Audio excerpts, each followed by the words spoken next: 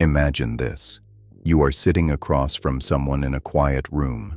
The air is still, thick with unspoken thoughts. It could be a business negotiation, a fragile heart-to-heart with a loved one, or even a final desperate plea with an adversary. You are listening, truly listening. You are watching their eyes for a flicker of sincerity, their hands for a tremor of doubt, their smile for the warmth of genuine connection. They speak, and their words are perfectly reasonable, even comforting. They nod, they agree, they mirror your sentiments. On the surface, everything aligns. There is harmony, a meeting of minds. Yet, a cold dread begins to coil in the pit of your stomach. It's a primal, instinctual alarm that you cannot rationalize or silence.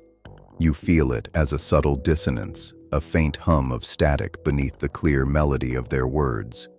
Their smile doesn't quite reach their eyes. Their posture, though relaxed, seems anchored to the floor, ready to hold its ground against an unseen force. You are witnessing a performance, a masterpiece of social camouflage so flawlessly executed that to challenge it would seem paranoid, insane even.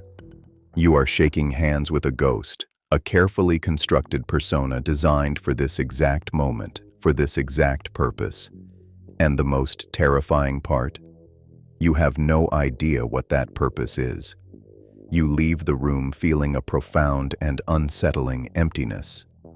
The connection you thought you made evaporates like a mirage, leaving behind only the dry sand of uncertainty. Was any of it real? This is the great paradox of the human condition.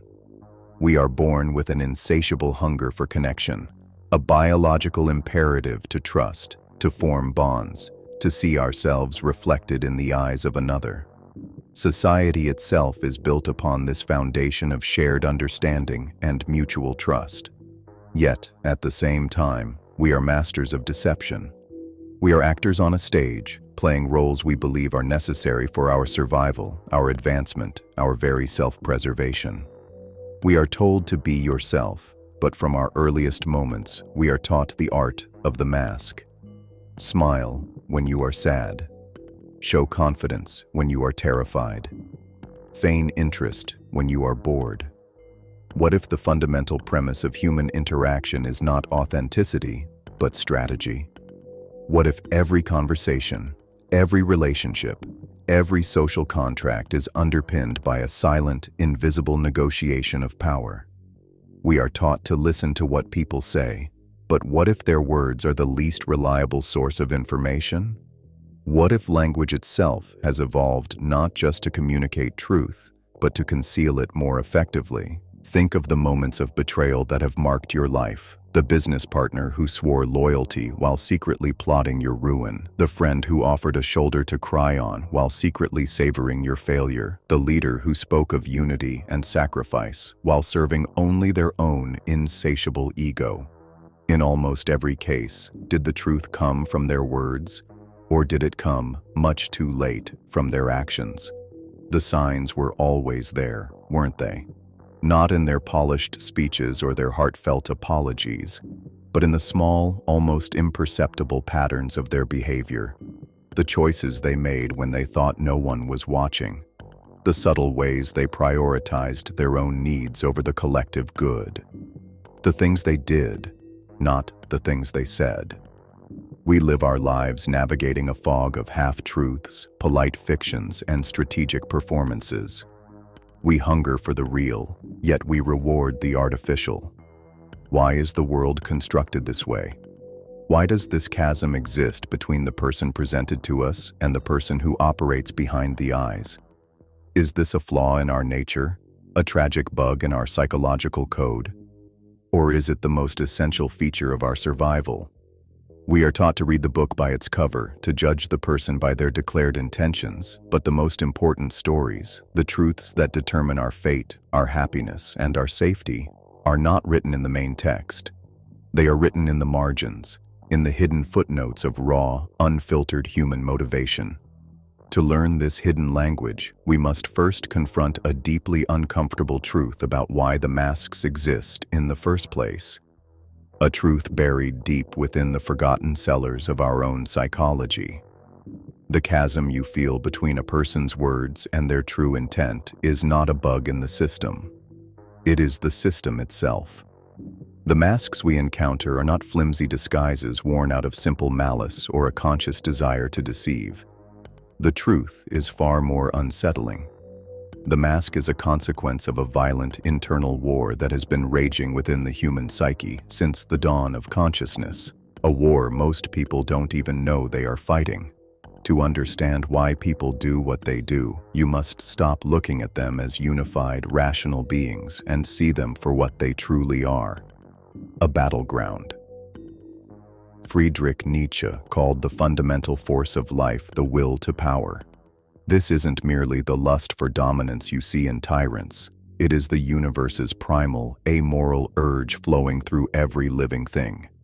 It is the tree shoot shattering concrete to reach the sun, the artist wrestling with chaos to create beauty, the philosopher striving to impose order on an indifferent reality. It is the unquenchable drive to expand, to overcome obstacles, to grow, to express one's strength and leave a mark on the world. This force is the engine of our existence. It is raw, chaotic, and utterly indifferent to the moral codes of society.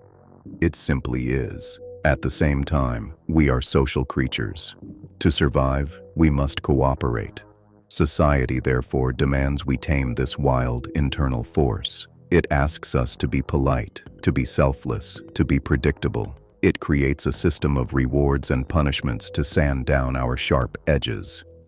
This is where the psychologist Carl Jung offers the second crucial key: the concept of the persona and the shadow. The persona is the mask we create for the world to see. It is the good employee, the loving parent, the loyal friend. It is our idealized self-portrait, meticulously crafted to be acceptable, respectable, and safe. But where does all that raw, untamed energy of the will to power go? It is repressed. It is shoved down into the dark, silent basement of the mind. This basement is what Jung called the shadow. The shadow contains everything about ourselves that we refuse to acknowledge: our secret ambitions, our forbidden desires, our envy, our rage, our hunger for status and control. It is the repository of our primal nature. We hide it from the world, but more importantly, we hide it from ourselves. Herein lies the hidden problem. Most people are not lying to you. They are lying to themselves. Their conscious mind, their persona, genuinely believes the noble words it speaks. It is convinced of its own virtue. But the shadow is never silent. It seeps through the cracks. It dictates actions from the subconscious. It drives the person toward what it truly wants: power, validation, survival, while the conscious mind scrambles to create rational, moral justifications for those actions afterward. This is the dissonance you feel. You're not just talking to a person. You are standing on the fault line between their persona and their shadow. You are hearing the carefully rehearsed script of the persona, but your instincts are picking up the seismic tremors of the shadow. The person who insists they value honesty above all else, yet consistently forgets to share crucial information that would put them at a disadvantage.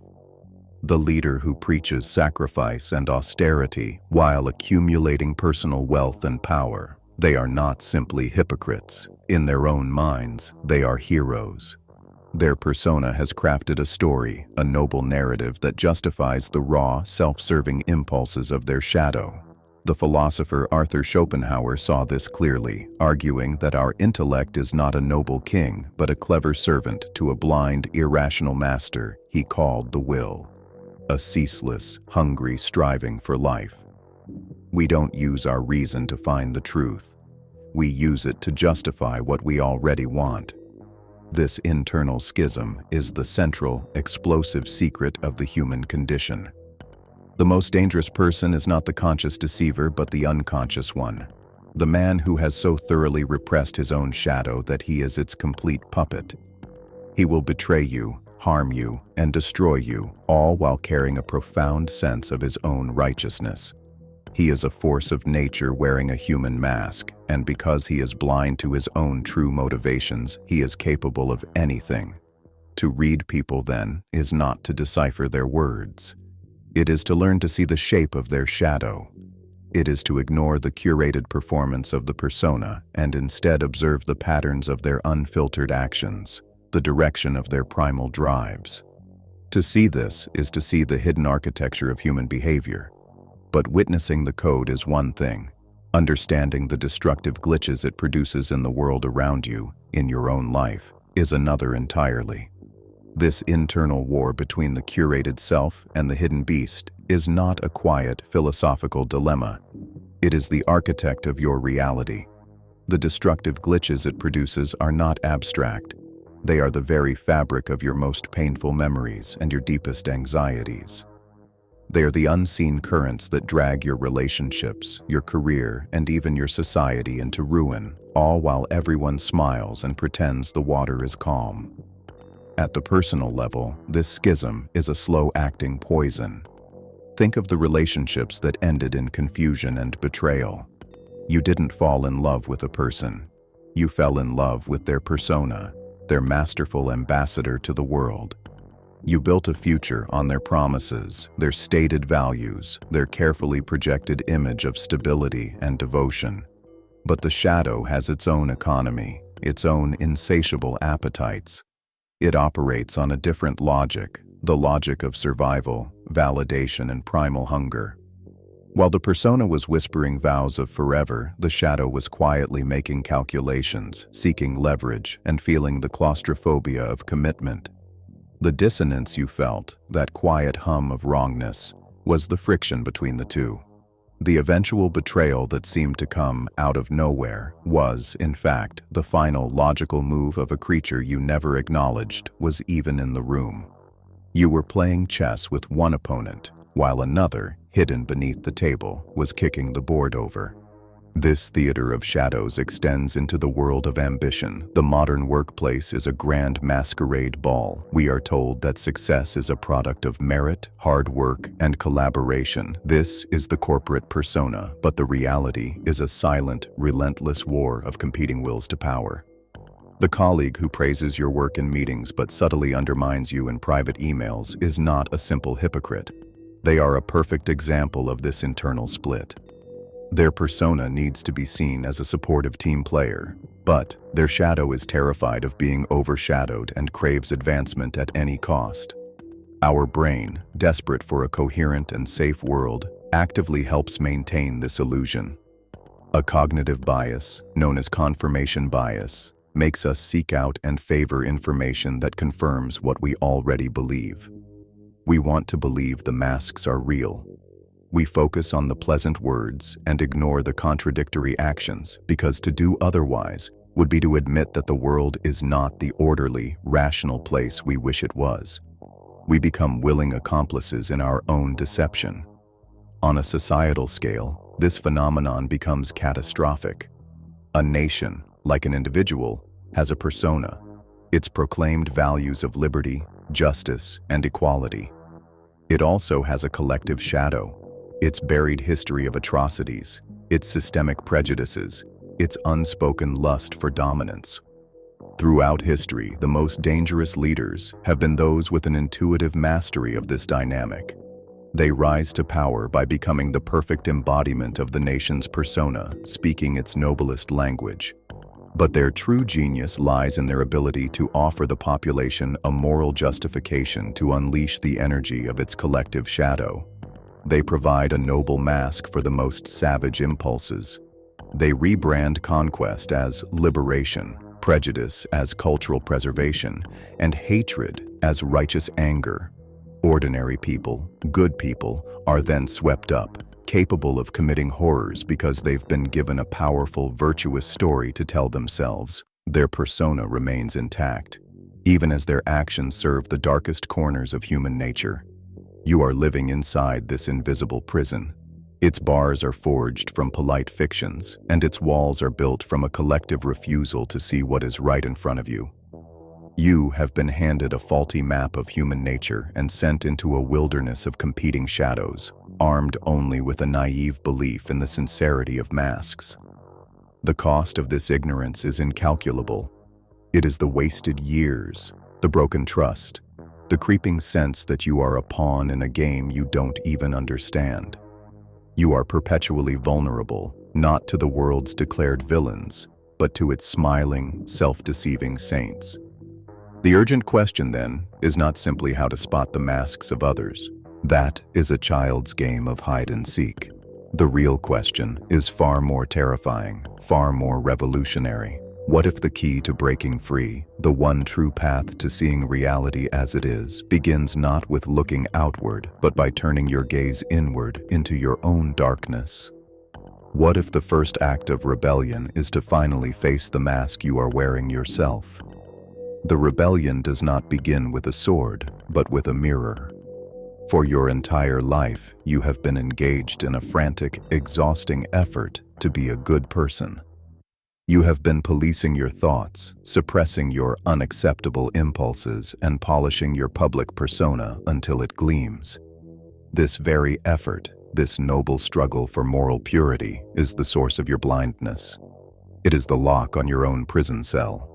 The radical, terrifying act of rebellion is to abandon the quest for goodness and instead embark on the quest for wholeness. To break free, you must turn and face your own shadow. You must have the courage to descend into the basement of your psyche and meet the creature you have chained there. You must look it in the eyes and acknowledge it. Yes, this ambition is mine. Yes, this capacity for rage is mine. Yes, this secret envy, this hunger for power, this selfish desire for survival, all of it is mine. This is not an act of surrender to darkness. It is an act of supreme self-awareness. Jung called this process integration. You do not kill the monster. You bring it into the light and learn its name. The moment you do this, a profound shift occurs. First, the shadow loses its power to control you from the darkness. An impulse that is consciously acknowledged can be chosen or rejected. An impulse that is suppressed festers and grows, eventually bursting forth to hijack your actions while your conscious mind is looking the other way. By owning your own capacity for darkness, you are no longer its puppet. You are its master.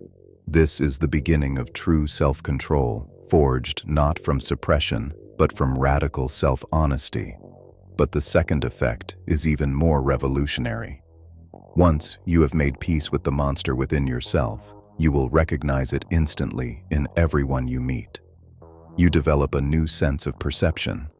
You can sit across from that person in the quiet room, listen to the beautiful, reasonable words of their persona, and you will feel the familiar presence of their shadow. You will recognize the subtle scent of its unacknowledged needs, the need for validation hidden beneath a cloak of humility, the drive for control disguised as helpful advice, the fear of insignificance powering a display of charisma. You are no longer fooled, not because you are cynical, but because you are whole. You can see the complete picture because you have finally accepted your own. This new perception must be paired with a new philosophy of action, a truth so simple and so ruthless that it was immortalized by the master observer of power, Niccolo Machiavelli. The principle is this: words are vapor, intentions are illusions, promises are theater.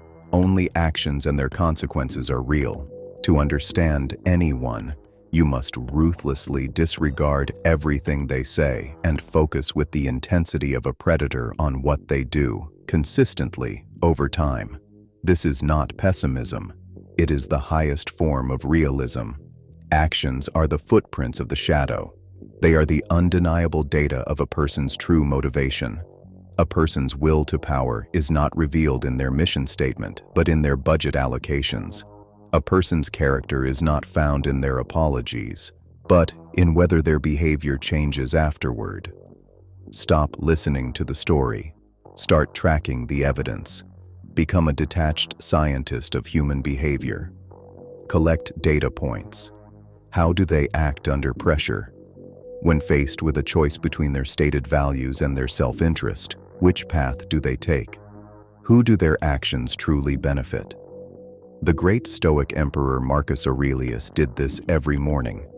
He would prepare himself by meditating on the fact that he would meet treacherous, selfish, and arrogant people. He was not cursing his fate. He was inoculating himself against naivety. By acknowledging this potential within all of humanity and within himself, he was never shocked, never thrown off balance, never a victim of a reality he refused to see. This is the source of true power and calm. It is a quiet, unshakable confidence that comes from seeing the world as it is, not as you wish it to be. You are no longer a frightened actor on a chaotic stage. You are the director who can see the whole production, who understands every character's hidden motivation. This is how you reclaim your power and begin to navigate the world with clarity and purpose. But this new sight reveals more than just the secrets of individuals. When you apply this lens to the grand scale of human history and society itself, a final, breathtaking pattern emerges, a truth that changes everything. The power you have now unlocked to see the hidden architecture of the human soul is not merely a tool for navigating social encounters. It is a key to understanding the fundamental nature of reality itself. When you apply this lens not just to individuals, but to the grand sweep of civilization, you arrive at the final, most powerful realization. It is a truth so profound that it reframes every struggle, every conflict, and every moment of creation you have ever witnessed. The ultimate truth is this: the story of humanity is not, and has never been, a battle between good and evil. It is an eternal, amoral, and terrifyingly beautiful dance between order and chaos. Everything we call civilization, our laws, our ethics, our religions, our institutions, is a form of collective persona. It is a magnificent, fragile, and utterly necessary work of art. It is humanity's desperate and noble attempt to build a walled garden of meaning, predictability, and order in the face of an infinite, chaotic, and indifferent universe. This garden is where we feel safe. It is where we tell ourselves stories about purpose, justice, and morality. It is the mask of order worn over the face of chaos. The shadow, in turn, is not evil. It is the chaos. It is the untamed wilderness pressing in on the garden walls. It is the primal, unsocialized energy of life itself, Nietzsche's will to power in its rawest form. It is the force that drives the entrepreneur to shatter industries, the artist to create something shockingly new, the revolutionary to burn down a corrupt regime. The shadow is the engine of all deep change, the catalyst for both creation and destruction. It is the necessary force that prevents our orderly gardens from becoming stagnant, sterile prisons. Look at history through this lens, and it all becomes clear. The fall of every empire, the collapse of every dynasty, was not a simple victory of good over bad. It was a case of a collective persona, a system of rules and beliefs that had grown too rigid, too brittle, too disconnected from the primal energies it was trying to contain. The unacknowledged collective shadow, the resentments of the oppressed, the ambition of the marginalized, the raw hunger for something new, built up pressure until it inevitably exploded, shattering the old order and clearing the ground for a new one to be built. This is the rhythm of existence. Order solidifies, chaos erupts, a new order is born from the ashes. Now, turn this lens back upon your own life. The betrayals that broke your heart, the manipulations that left you reeling, they were never truly about you. You were simply standing on the fault line of another person's internal earthquake. You were collateral damage in their private war between the orderly life their persona demanded and the chaotic desires their shadow craved. Their actions were not a judgment on your worth. They were the desperate, unconscious movements of a person being torn apart from the inside. This realization does not excuse their actions, but it depersonalizes the pain. It lifts the burden of seeing yourself as a perpetual victim and recasts you as an observer of a fundamental law of nature, like gravity or time. Your own anxiety, that constant hum of inner turmoil, is the feeling of this cosmic dance playing out within your own soul. It is the tension between the stable identity you project to the world and the chaotic, ever-changing, multifaceted truth of who you are. So what, then, is the purpose? If the game is not about good finally conquering evil, what is the point? The point is not to win. The point is to learn the dance. The ultimate act of rebellion, the final stage of enlightenment, is to stop fighting the war. It is to stand in the center of your own being and integrate the two forces, to use the creative, orderly energy of your persona to build, to love, and to contribute, while drawing upon the raw, vital power of your shadow for courage, for passion, and for the strength to tear down what must be torn down, starting with your own illusions. To be whole is to be able to walk in both the garden and the wilderness. Look in the mirror. The face you see is not a final truth, but a temporary truce in this eternal dance. The real you is not the mask, nor the monster that lurks behind it. The real you is the silent, spacious awareness that is capable of watching them both. You are not the actor. You are the entire stage. The struggle you've been fighting was never about reading anyone else. It was about finally giving yourself permission to read the whole script. The only question that remains is no longer, who are they? It is, now that I see the full stage, what role will I consciously choose to play?